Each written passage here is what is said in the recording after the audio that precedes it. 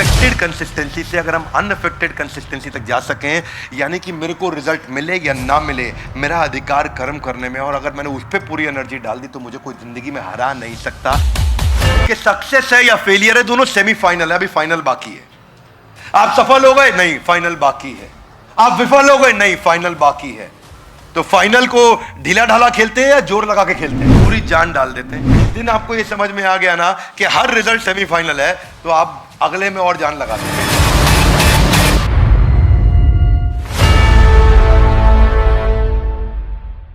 आज के इस एपिसोड में हम चर्चा करेंगे सबसे पॉपुलर श्लोक की, भगवत गीता के दूसरे अध्याय का 47वां श्लोक 247। कर्मण्येवाधिकारस्ते मा फलेषु कदाचन मा कर्म फल हेतुर्भु मा ते संगस्त्व कर्मणि। ये सबसे पॉपुलर श्लोक है गीता का, सबने कभी ना कभी सुना होगा। Loudly yes no. ये श्लोक है जीवन में उतारने वाला। और आज हमारे इस प्रोग्राम सीरीज का नाम क्या है? Come on, Gita in action के इस एपिसोड में आप सबका बहुत बहुत स्वागत है। कर्मणि एव अधिकारस्ते, कि कर्मन में, कर्म करने में आपका अधिकार है। आपके पास एक अधिकार है, किसका? कर्म करने का। लेकिन मा फलेषु कदाच, आपका फल पे अधिकार नहीं है। इसका अर्थ क्या हुआ, आज इसको समझेंगे। कितने लोगों ने सुना आपने, कर्म करो फल की इच्छा मत करो, कर्म करो फल की इच्छा मत करो? सुना आपने? लवली एक्चुअली वो थोड़ा इनकम्प्लीट है। मैं उसकी बुराई अच्छाई बोलने की जगह कहूंगा कि वो अधूरा ज्ञान है। आज आपको उसको समझने के लिए, जिस व्यक्ति को इस श्लोक समझ में आ गया उसको कोई जीवन में हरा नहीं सकता। ये गीता इन एक्शन बहुत पावरफुल, बहुत सॉलिड सीरीज है जो आपकी जिंदगी बदल सकती है। You have the right to perform your duties but not entitled to the fruits of your action. क्या अर्थ हुआ इसका? आपने पूरा साल मेहनत करी, पूरा साल मेहनत करने के बाद आपका बॉस आपको आकर के बोलता है भाई फल की इच्छा मत करो। क्या लगता है गीता में कृष्ण यही कहना चाहते थे? क्या आप अपने बॉस के साथ पूरा साल खूब काम करें, तनख्वाह बढ़ाने का समय आए बोले कर्म करो फल की इच्छा? क्या चलेगा ये? It is misunderstood shloka. Real essence जो है, दो प्रकार के एफर्ट होते हैं। एक होता है एफर्ट विद वरी, एक होता है effort without worry. Wow, WOW, with worry और विदाउट वरी, दो प्रकार के हो गए। कौन सा बढ़िया है, चिंता युक्त या चिंता मुक्त? देखिए, इसको ना एक फॉर्मूला से समझते हैं हम लोग। एक होता है अफेक्टेड कंसिस्टेंसी और एक होता है अनअफेक्टेड कंसिस्टेंसी। अगर आप सबने ध्यान दिया हो, पिछले एपिसोड में हम कंसिस्टेंसी पे चर्चा कर चुके हैं गीता के एपिसोड में। अब यहां दो प्रकार की कंसिस्टेंसी हो गई, अफेक्टेड कंसिस्टेंसी, अनअफेक्टेड। यानी कि वो कंसिस्टेंसी जिसमें आप दिल से तो परेशान है लेकिन लगे हुए हैं, अच्छा नहीं लग रहा लेकिन लगे हुए हैं। और एक अनअफेक्टेड कंसिस्टेंसी, ये बहुत ऊपर की स्टेज। ये 4 स्टेज होती है, मैं स्टेजेस समझाऊंगा आपको, पर उससे पहले अगर श्लोक का सार समझना, इसको फॉर्मूला से समझो। जरा हाथ आगे लाइए, बोलिए condition plus action is equal to new reaction. Condition मतलब आपके आसपास परिस्थिति क्या है, एक्शन मतलब आप क्या एक्शन लेते हैं। जब ये दोनों जुड़ते हैं तो एक नया रिएक्शन मिलता है। इसका अर्थ क्या हुआ? रियलिटी आपके आसपास क्या है, मेंटालिटी आपके अंदर क्या है कि आप क्या एक्शन लेते हैं। जब रियलिटी और मेंटालिटी मिल जाती है तो न्यू पॉसिबिलिटी आती है।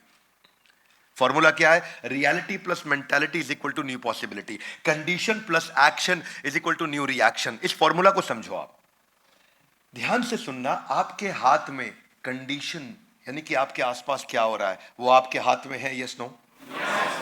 Come on, yes no? Condition आपके आसपास क्या हो रहा है, क्या वो आपके हाथ में है? Yes no? नहीं है आपके हाथ में। यानी कि कंडीशन आपके हाथ में नहीं है, आपके हाथ में क्या है? एक्शन है। अगर कंडीशन की चिंता करते रहे और एक्शन ठीक नहीं लिया तो न्यू रिएक्शन आपके कंट्रोल में कभी नहीं आ सकता।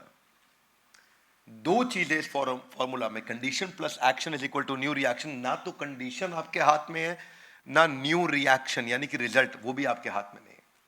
क्या अर्थ हुआ? Reality plus mentality is equal to new possibility. ना रियलिटी आपके हाथ में है, ना न्यू पॉसिबिलिटी आपके हाथ में है। आपके हाथ में केवल एक्शन है। लवली गाइस, कम ऑन, क्या है? केवल एक्शन है। इसीलिए इसको क्या बोलते हैं? Gita in action. कृष्ण यहां यही समझा रहे हैं कि ना तो रिएक्शन आपके हाथ में, ना न्यू पॉसिबिलिटी आपके हाथ में है। आपके हाथ में क्या है? एक्शन। एक्शन आपके हाथ में है। वही कृष्ण ने समझाया कि केवल इसी पे फोकस करो कि जब जब आप रिजल्ट की चिंता करते हो, don't get attached to the result. Result मतलब जो एंड आउटकम है, जो एंड आउट, जो बीच बीच में मिलता रहेगा आपको, एंड आउटकम मतलब बार बार मिलेगा। आपको चिंता किसकी करनी है? पर्पस की। जीवन का लक्ष्य क्या है? पर्पस की। पर्पस पे लगा रहूंगा। मैं आज आपको एक फॉर्मूला देता हूं, इसको बोलते हैं यूपीएससी फॉर्मूला, जो भगवान ने समझाया। यूपीएससी की तैयारी करी है किसी ने? यूपीएससी की जब तैयारी करते हैं तो बहुत तैयारी होती है। कृष्ण भी यूपीएससी की तैयारी करा रहे हैं श्लोक में। आधा गिलाई कैसे? यहां यूपीएससी का अर्थ है unaffected, peaceful, stable concentration. UPSC हाथ आगे लाइए। अनअफेक्टेड, दिल में है पीसफुल, स्टेबल कंसंट्रेशन, ये है यूपीएससी। ये बड़ी गहरी बात है भैया, इसको समझो। अनअफेक्टेड का मतलब क्या हो गया? मेरी कुछ भी परिस्थिति है, आसपास कोई भी कंडीशन है, अनअफेक्टेड, पीसफुल, स्टेबल कंसंट्रेशन। मैं लगा रहूंगा, लगा रहूंगा, लगा रहूंगा, लगा रहूंगा, लगा रहूंगा, लगा रहूंगा। वहां कृष्ण बोल रहे हैं आपके हाथ में केवल एफर्ट है, रिजल्ट आपके हाथ में कभी भी नहीं होगा। हाँ, आपने कभी भी बुद्धिस्ट मॉन्क या कभी साउथ ईस्ट एशिया में जो मॉन्क होते हैं, जब उनकी मॉनेस्ट्री के अंदर तीरंदाजी की प्रैक्टिस होती है, जरा मेरी बात को ध्यान से सुनना, वो जब तीर चला रहे होते हैं, आप तीर छोड़ने के बाद सामने मत देखो डार्ट पे वो कहां जाके लगा है, उनके चेहरे को देखो। उनके चेहरे को देख के अगर बुल्स आए हुआ है तो भी पता नहीं चलेगा, और तीर अगर बाहर निकल गया तो भी पता नहीं चलेगा। चेहरे को देख के समझ में नहीं आता उनके। वो इतना स्टेबल, इतना पीसफुल है। उसने तीर चलाया, छोड़ा, ठक, बाहर निकल गया, डिस्टर्ब नहीं है। दोबारा तीर चलाया, फिर छोड़ा, 100 में से 100 बुल्स आए, डिस्टर्ब नहीं है, वैसे का वैसा है। एक्साइटेड नहीं है, डिस्टर्ब नहीं है। वो कंसिस्टेंट है, अनअफेक्टेड है, और पीसफुल है, और कंसिस्टेंट एक्शन लेता रहता है। ये वाला जो माइंडसेट कृष्ण ने यहां पे दिया है, सक्सेस हो या failure, always remain same. This is the only formula to reduce your pain. It is the only formula to reduce your pain. देखो 4 प्रकार के एक्शंस हैं। सबसे नीचे कौन सा है? सबसे नीचे है कंसिस्टेंट इन एक्शन। ये क्या होता है कंसिस्टेंट इन एक्शन? ये कंसिस्टेंटली कोई एक्शन ही नहीं लेगा, ये बैठा रहता है, देखता रहता है, अरे ये हो गया, अरे वैसा ऐसा। ये 0 आउट ऑफ 100 है। कम ऑन, क्या है ये? 0 आउट ऑफ 100। मेरी कंपनी के अंदर एक एम्प्लॉई 30,000 रुपए महीने पे ज्वाइन किया 5 साल पहले, और मेरी एक और इसी कंपनी के अंदर एक और एम्प्लॉई 60,000 रुपए महीने पे ज्वाइन किया 5 साल पहले। ये 60,000 रुपए महीने वाला आज 5 लाख रुपए महीने पे पहुंच गया, लगभग 6 लाख रुपए महीने पे पहुंच गया, और वो 30,000 रुपए वाला अभी 60,000 रुपए महीने पे पहुंचा। यानी कि 5 साल में इसकी तनख्वाह हुई 2 गुना, और 5 साल में उसकी तनख्वाह हुई 10 गुना। दोनों में कुछ ना कुछ फर्क होगा। क्या मेरी बात समझ आ रही है लाउडली? इनमें फर्क क्या है? फर्क यही है, जो सबसे नीचे वाला है ना, वो कंसिस्टेंट इन एक्शन, वो कोई एक्शन नहीं लेता है। इससे ऊपर वाला कौन है? वो कौन सा? Inconsistent action. इनकंसिस्टेंट मतलब स्टेबिलिटी नहीं है, एक्शन लेगा। जब सब अच्छा चल रहा है एक्शन लेगा, सब अच्छा खराब चल रहा है एक्शन लेना बंद कर देगा। बरसाती मेंढक, बरसात आएगी फुदकने लगेगा, नहीं आएगी बैठ जाएगा अंदर। ये वो है सर्कमस्टेंशियल मैनेजर। सर्कमस्टेंस अच्छे हैं, बहुत एक्साइटेड है, सर्कमस्टेंस खराब है, डूब गया, कुछ नहीं करेगा। ये है 33 आउट ऑफ 100। क्या है? इनसे और ऊपर चलो, वो कौन से हैं? Affected consistent action. यानी कि एक्शन लेता रहेगा, लेकिन अंदर से किल किल करता रहेगा, डिस्टर्ब होता रहेगा। देखो यहां कोई मेरी सुनता नहीं, लेकिन लगा रहेगा। अरे देखो मेरे को तंग कर रखा, लेकिन लगा रहेगा। बदतमीज लोग हैं, लगा रहेगा। नौकरी छोड़ के नहीं जाएगा, लगा रहेगा। पर हर समय बॉस को आजू बाजू गाली भी देता रहेगा, लगा भी रहेगा। हर समय आसपास, आपने देखा कई बार कुछ कुछ घर में पति पत्नी के बीच में ऐसा ही होता है।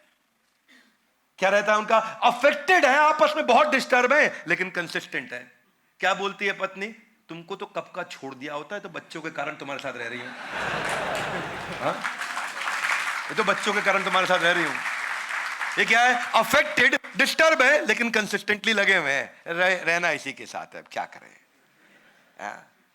मेरे को तो पंडित जी ने पहले ही बता दिया था, शादी से पहले मेरा राजयोग था। क्या? डिस्टर्ब है, लेकिन लगे हुए। ठीक है, बेटर है। 66 आउट ऑफ 100 है। 0 out of 100, 33 out of 100, 66 out of 100। पर कृष्ण ने क्या बताया? ना, ये सब नहीं बताया। उन्होंने बताया अनअफेक्टेड। मेरे साथ अच्छा हो रहा, अनअफेक्टेड, बुरा हो रहा, अनअफेक्टेड। कमल का फूल कीचड़ में रहता है, कीचड़ में पैदा होता है, कीचड़ में ही जीवन बिता देता है, लेकिन इतना सा भी कीचड़ अपने को छूने नहीं देता। उस पर पानी गिर जाए नीचे गिर जाएगा, कीचड़ गिर जाए नीचे गिर जाएगा, कमल के फूल पे छू नहीं सकता। उसको बोलते हैं अनअफेक्टेड कंसिस्टेंट एक्शन। ये है जो आज चर्चा कर रहे हैं भगवद गीता के श्लोक में। क्या मेरी बात समझ आ रही है आप लोग को? इसका अर्थ क्या है? इसके अगले श्लोक में, दूसरे अध्याय के 48वें श्लोक में कृष्ण कहते हैं सिद्धा सिद्ध यो समो भूत्वा समत्वम योग उच्यते। आप आगे मत बढ़ो, आप मेरे साथ रहो, बाद में आराम से देखना।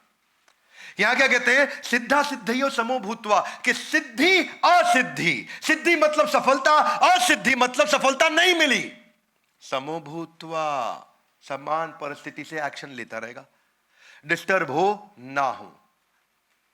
इसको क्या बोलते हैं? Unaffected consistent action. ये बड़ा गहरा श्लोक है भाई साहब। इस वीडियो को 2-3 बार आपको देखना पड़ेगा अगर आप इस वीडियो की गहराई को समझना चाहते हैं। अनअफेक्टेड कंसिस्टेंट एक्शन, मैं कुछ उदाहरण भी दूंगा आपको। ये जो इक्वानिमिटी है, that can save you from insanity, मतलब पागलपन से आपको बचा सकता है, क्योंकि आदमी डिस्टर्ब इसलिए होता है। देखो मैं आपको ऐसे समझाता हूं कि सक्सेस है या फेलियर है, दोनों सेमीफाइनल है, अभी फाइनल बाकी है। आप सफल हो गए? नहीं, फाइनल बाकी है। आप विफल हो गए? नहीं, फाइनल बाकी है। तो फाइनल को ढीला ढाला खेलते हैं या जोर लगा के खेलते हैं? जोर लगा के खेलते हैं कि पूरी जान डाल देते हैं? पूरी जान डाल देते हैं। सक्सेस आया, फाइनल बाकी है, पूरी जान लगानी है। फेलियर आया, फाइनल बाकी है, पूरी जान लगानी है। अरे 0 आया, फाइनल बाकी है, पूरी जान लगानी है। अरे 100 में 100 आया, नहीं, फाइनल बाकी है, पूरी जान लगानी है। ये कृष्ण समझा रहे हैं। क्या मेरी बात समझ आ रही लाउडली?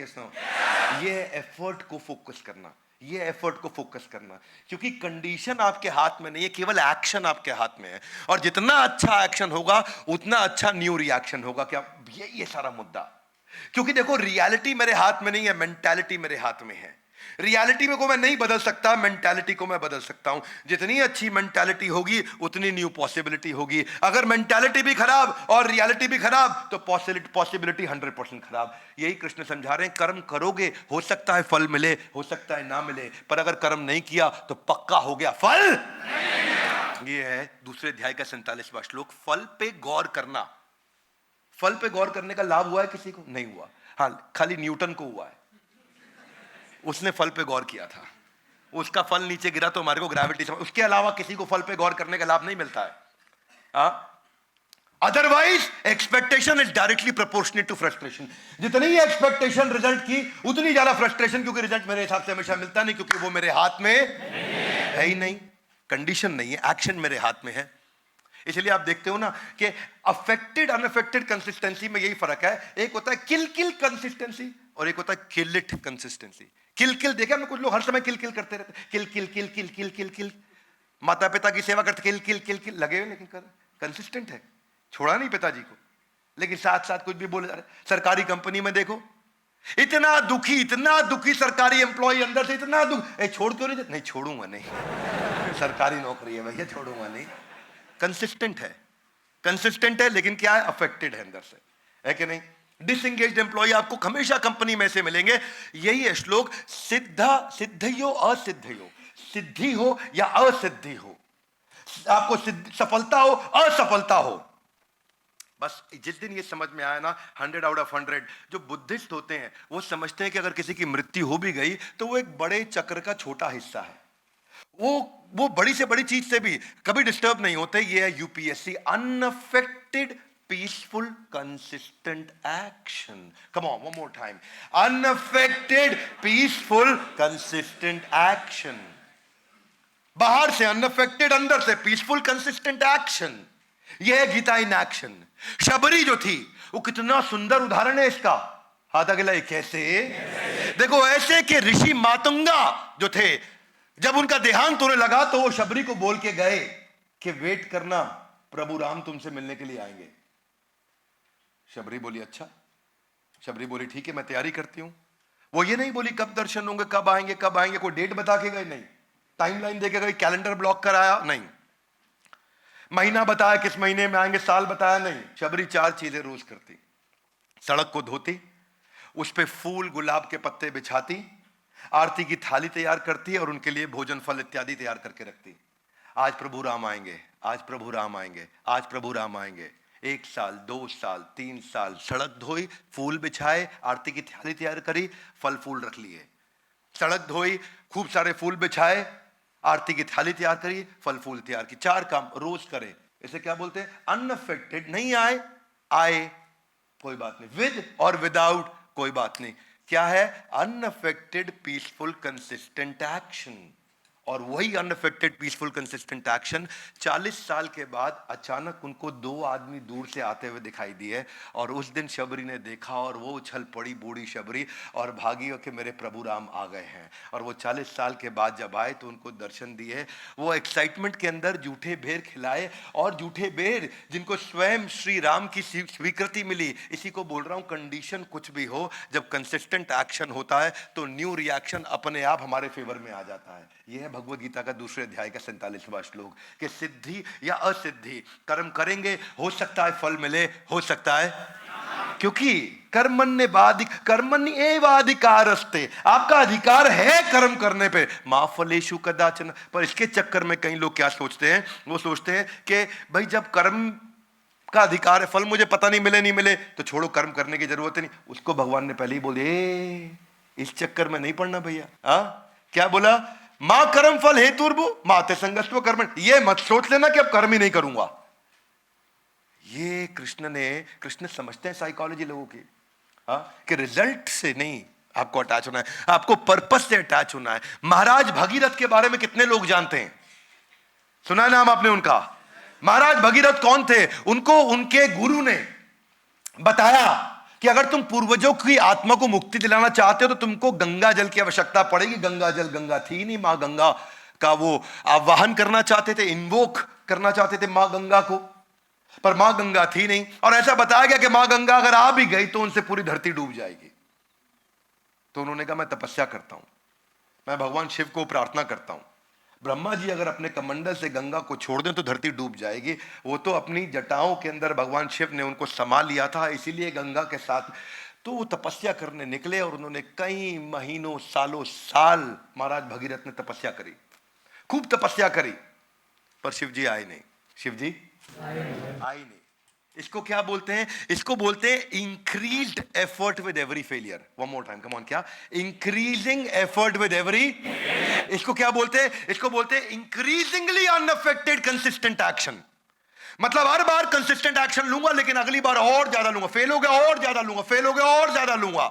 कई महीनों तक तपस्या करने के बाद फिर भगवान शिव नहीं आए, कई सालों की तपस्या करने के बाद नहीं आए, उन्होंने तपस्या बढ़ा दी। अब एक अंगूठे के बल पे खड़े हो गए महाराज भगीरथ, और एक अंगूठे के बल पे खड़े होकर तपस्या करने लगे। भगवान शिव प्रसन्न हुए, वो आए, उनकी कठोर तपस्या के कारण माँ गंगा यहाँ आ सकी। इसीलिए आज भी उनके इस प्रयास को भगीरथ प्रयास के नाम से जाना जाता है। इसको बोलते हैं इंक्रीजिंगली अनअफेक्टेड कंसिस्टेंट एक्शन। जिस व्यक्ति ने ये साइंस को पकड़ लिया, ऐसे व्यक्ति को कोई फेल ही नहीं कर सकता, क्योंकि वो फेल कभी होता ही नहीं है। हमारे साथ बड़ा भारत शो में इंस्पेक्टर जनरल उत्तर प्रदेश के, जिनके ऊपर एक वेब सीरीज भी बनी थी एमएक्स प्लेयर पे, वो आए थे। कोई बताएगा क्या नाम था उनका? हाँ, आईपीएस नवनीत सिखेरा। आईपीएस नवनीत सिखेरा ने क्या बोला वीडियो के अंदर? कि मेरे को माइक टाइसन बॉक्सिंग में नहीं हरा सकता। बोले क्यों नहीं हरा सकता? बोले क्या करेगा, ज्यादा से ज्यादा मार देगा, मैं गिर जाऊंगा, अस्पताल चले जाऊंगा। हारा नहीं मैं, ठीक हो जाऊंगा, फिर खड़ा हूं, दोबारा लड़, फिर मारेगा, गिर जाऊंगा। हारा नहीं मैं, गिरा हूं, फिर खड़ा हो जाऊंगा ठीक होने के बाद, आप मार के दिखा। और बोला मर जाऊंगा लेकिन हारूंगा नहीं। ये जो है ना अंदर फीलिंग, ये जो फीलिंग है, ये है कंसिस्टेंट एक्शन की फीलिंग। ये कंसिस्टेंट एक्शन की, मेरे हाथ में कंडीशन नहीं है, मेरे हाथ में एक्शन है। One more time, come on. मेरे हाथ में कंडीशन नहीं है, मेरे हाथ में। और जितना अच्छा एक्शन उतना ज्यादा possibility of positive new reaction. जिस दिन इंसान कर्म को एंजॉय करना शुरू कर दे, फल आए या नहीं आए उसकी चिंता खत्म हो जाती है। That's the main point. हाँ देखिए, आप हाथ आगे लाइए, हाथ आगे लाइए। ये रिजल्ट है और वो पर्पस है। रिजल्ट की चिंता नहीं, पर्पस की चिंता करनी है। क्या मेरी बात समझ में आ रही है? फॉर एग्जाम्पल, इलॉन मस्क को रीयूजेबल रॉकेट बनाना था, रिजल्ट क्या था? फेल हो गए, पर्पस पे लगा रहा। रिजल्ट क्या? फिर फेल हो गए, पर्पस पे लगा रहा। सारा पैसा खत्म हो गया, रिजल्ट फिर फेल हो गया, रीयूजेबल रॉकेट, लेकिन पर्पस नहीं छोड़ा। कंपनी बर्बाद हो गई, रीयूजेबल रॉकेट नहीं बना, रिजल्ट नहीं आया, पर्पस नहीं छोड़ा, लगा रहा। बाजार से पैसा लेकर के आया, आखिरी मौका था, पर्पस नहीं छोड़ा और बाद में उसको सफलता मिली। क्योंकि सक्सेस और फेलियर फाइनल नहीं है, क्या है? सेमीफाइनल है। सक्सेस और फेलियर फाइनल नहीं है, सेमीफाइनल है। आप हर रिजल्ट के बाद आपको, जब आपने ये फीलिंग के साथ अगला मैच लड़ा के फाइनल बाकी है, तो आप जान कम लगाओगे ज्यादा लगाओगे? देखो एक मेरी बात सुनो, हाथ आगे लाइए। Condition, action, new reaction. कुछ लोग कंडीशन से ही परेशान रहते हैं, हाय मेरे को ऐसे बोल दिया, हाय मेरे को वैसे तो उनका 70-80% एनर्जी वहां चला गया, ठीक है। उसके बाद आगे क्या होगा, आगे क्या होगा, 20% एनर्जी वहां चला गया, बचा कुछ 5-7% एनर्जी लगाते हैं वो एक्शन में, उनकी बात बनती नहीं। अगर आपने कंडीशन की चिंता छोड़ दी, उसकी एनर्जी बच गई। रिजल्ट जो आगे आएगा, कंडीशन जो पीछे हो रहा है, रिजल्ट जो आगे आएगा उसकी चिंता छोड़ दी, उसकी एनर्जी बच गई। अगर दोनों की एनर्जी निकाल के एक ही चीज पर लगा दिया, कंसिस्टेंट एक्शन पर, तो इसमें 100% एनर्जी चली गई। क्या मेरी बात समझ में आ रही है भाई लोग? ये फॉर्मूला दे रहे हैं भगवान। इतनी डेप्थ मुझे दुनिया में कहीं नहीं मिली जितनी मुझे यहां लगी, क्योंकि जब आपका डर खत्म हो गया, प्रहलाद, भक्त प्रहलाद, जो कौन थे? ये हिरण्यकश्यपु के पुत्र थे, आप लोग को पता होगा सबको। और उनकी बहन थी होलिका, जिसके कारण हम होली का त्योहार मनाते हैं। होलिका के पास वरदान था कि वो जल नहीं सकती। Yes no? Come on loudly, yes no? No, Holika के पास ऐसा कोई वरदान नहीं था कि वो जल नहीं सकती। आपको मालूम नहीं है, होलिका के पास ऐसी चादर थी जिससे वो जल नहीं सकती। और वो चादर किसने दी थी? ब्रह्मा जी ने दी थी उनको। और ब्रह्मा जी ने चादर दी थी कि ये चादर लपेट ली, तुम जल नहीं सकती। अब हिरण्यकशिपु ने कहा, हाथ आगे लाई, ओ प्रहलाद को बिठा देते हैं इनकी गोद में और आग लगा देते हैं होलिका को। शॉल ओढ़ी होलिका ने, प्रहलाद को गोद में बिठाया। प्रहलाद को फियर नहीं है, मैं यही समझा रहा हूं इतनी देर से। उनको डर नहीं है, इतना सा भी डर नहीं है मैं जलूंगा।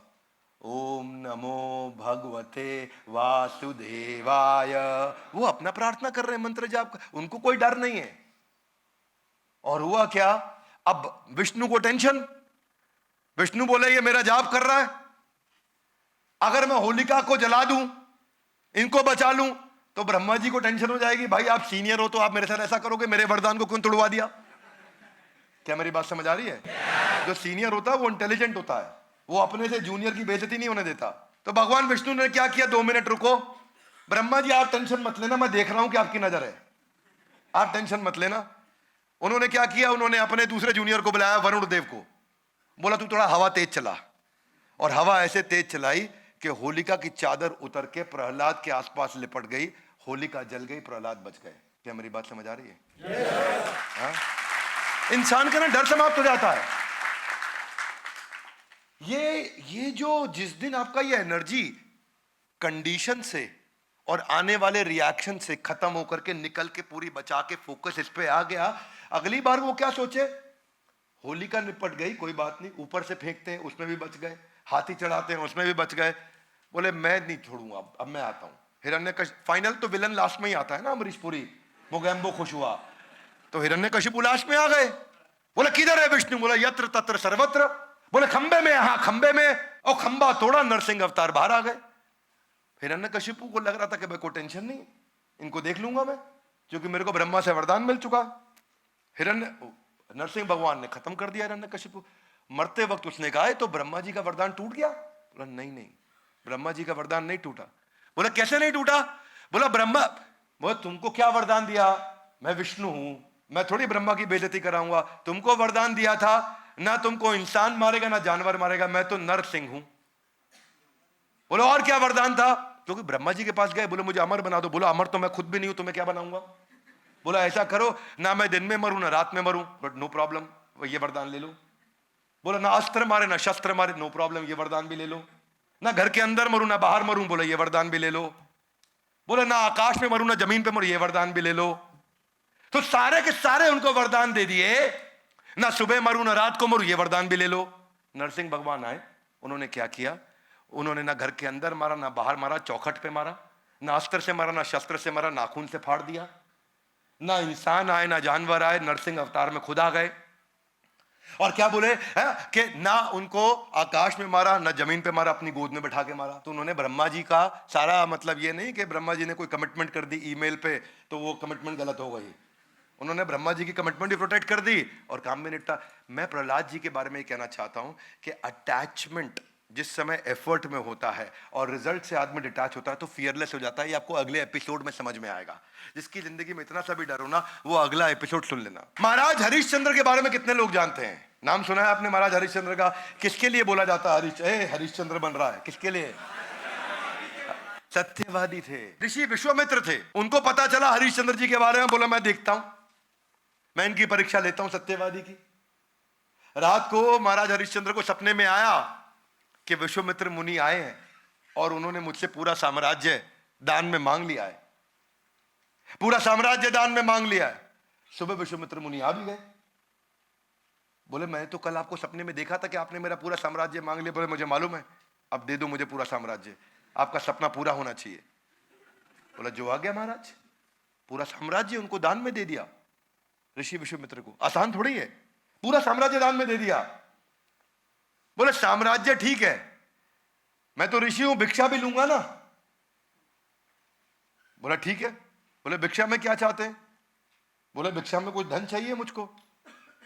बोले देता हूं। कहां से दोगे? जब पूरा साम्राज्य, पूरी ट्रेजरी, पूरी मैन पावर, पूरा मैनेजमेंट, पूरा महल, पूरी प्रॉपर्टी सब मेरे नाम हो ही चुकी है, तो तुम कहां से दोगे? बोले कोई बात नहीं, रुकिए, मेरी पत्नी और मेरा बेटा मेरा है। उन्होंने अपने बेटे को एक दूसरे राजा के यहां बेच दिया, अपनी पत्नी को एक ब्राह्मण के यहां बेच दिया और खुद को शमशान घाट के चंडाल के पास जाके बेच दिया। और बेचने के बाद जो एक मुश्त रकम मिली, अब कभी तनख्वाह नहीं मिल सकती, बेच दिया अपने आप को, पर जो रकम मिली वो जाके ऋषि विश्वामित्र को दी। वो बहुत खुश हुए। राजा हरिश्चंद्र चले गए। अब ना उनके पास पुत्र क्योंकि वो भी बेच दिया गया, ना उनके पास पत्नी क्योंकि वो भी बेच दी गई, ना उनके पास अपना खुद की स्वतंत्रता क्योंकि वो अपने आप को भी बेच चुके थे शमशान घाट में, वहां मुर्दा लाशों को जलाने के लिए। और उनकी वहां सेवा क्या लगा दी गई कि जो भी मुर्दा लाश आएगी उसका तुम अंतिम संस्कार करोगे और तुम्हारे को एक सिक्का दिया जाएगा जिसको तुम हमारे को जमा करोगे। बोला मुझे क्या, तुम्हें कुछ नहीं मिलेगा, तुम अपने आप को हमें बेच चुके हो। अब वो राजा दूसरा जहां उनका बेटा काम किया करता था, कई महीनों तक वहां काम करता रहा, सालों तक करता रहा, उसको बदले में कुछ नहीं मिला। पत्नी ब्राह्मण के यहाँ काम करती रही, उनको कुछ नहीं मिला। लेकिन राजा के यहाँ पे काम करते करते हरिश्चंद्र के बेटे को सांप ने काट लिया। सांप ने काट लिया, कोई इलाज कराने वाला नहीं, जहर के कारण उसकी मृत्यु हो गई। माँ आई भागते हुए, देखा कि बच्चा मेरा मर गया, तो शमशान घाट ले गई। वहीं चांडाल के यहाँ जहाँ हरिश्चंद्र थे, उन्होंने कहा कि तुम्हारे पुत्र की मृत्यु हो गई, इसका अंतिम संस्कार करना है। राजा हरिश्चंद्र, जो अब वहां हरिश्चंद्र थे, राजा नहीं थे, बोले एक सिक्का तुमको देना पड़ेगा। बोली आपको तो पता है मेरे पास धन नहीं है, मुझे आप बेच चुके हो, लेकिन अब मैं पिता नहीं हूं यहाँ पे और तुम्हारा पति नहीं हूं, अब मैं यहाँ पे इनका बंधुआ मजदूर हूं, अगर तुम एक सिक्का नहीं दोगे तो अपने बेटे की मैं लाश को जला नहीं सकता। दोनों पत्नी भी और पति भी रोने लगे। और उसी के बाद तब भगवान को उन पर दया आई, उन्होंने आकर के वापस दर्शन दिए, पुत्र को जिंदा किया, राजमहल उनको वापस दिया। राजा हरिश्चंद्र एकदम फियरलेस थे, और इतना फियरलेस थे, इतना अनअफेक्टेड थे, इतना पीसफुल थे, इतना कंसिस्टेंट एक्शन था कि आज सैकड़ों हजारों साल के बाद भी महाराज हरिश्चंद्र के हम सब के सब इतने उत्साह से याद करते हैं। रियलिटी आप नहीं बदल सकते, केवल मेंटालिटी बदल सकते हैं। कंडीशन आप नहीं बदल सकते, आप केवल क्या बदल सकते हैं? एक्शन बदल सकते हैं। प्रवीण तांबे की कहानी आप जानते हैं ना? 20 साल तक क्रिकेट नहीं खेल पाया वो, 20 साल तक, 1995 से 2014-13 तक। 2013 में जाकर के 41 साल की उम्र में उनको एक बार एक एक्स्ट्रा की तरह ले लिया क्योंकि एक खिलाड़ी को चोट लग गई थी, पर वो 20 साल तक उन्होंने उत्साह छोड़ा नहीं। 48 साल की उम्र तक इतनी ज्यादा उम्र वाले आईपीएल पे खरीदे गए एकमात्र खिलाड़ी रहे। एक के बाद एक उन्होंने कई अवार्ड जीते। बस मैं यही आपसे आज कहना चाहता हूं कि ये अफेक्टेड कंसिस्टेंसी से अगर हम अनअफेक्टेड कंसिस्टेंसी तक जा सकें, यानी कि मेरे को रिजल्ट मिले या ना मिले, मेरा अधिकार कर्म करने में, और अगर मैंने उस पर पूरी एनर्जी डाल दी तो मुझे कोई जिंदगी में हरा नहीं सकता। मुझे लोग गिरा सकते हैं पर मुझे हरा नहीं सकते। This is called Gita in action. ये था हमारा दूसरे अध्याय का 47वां श्लोक, जिसको आज हमने समझा, कर्मण्येवाधिकारस्ते मा फलेषु कदाचन। भगवद गीता इन एक्शन जो हमने सीरीज शुरू करी है, इससे में हम चाहते हैं इसके एक एक एपिसोड को देखना चाहिए। Come on, would you agree with me loudly? Yes no? Come on, yes no? एक एक एपिसोड को आके देखना चाहिए। हर एपिसोड में बहुत गहराई है, हर एपिसोड में बहुत पावरफुल मैसेज है। हमारे साथ जुड़े रहने के लिए, इस वीडियो को अपने सही मित्रों तक पहुंचाने के लिए आप सबका हृदय की गहराई से प्रेम पूर्वक बहुत बहुत थैंक यू वेरी मच।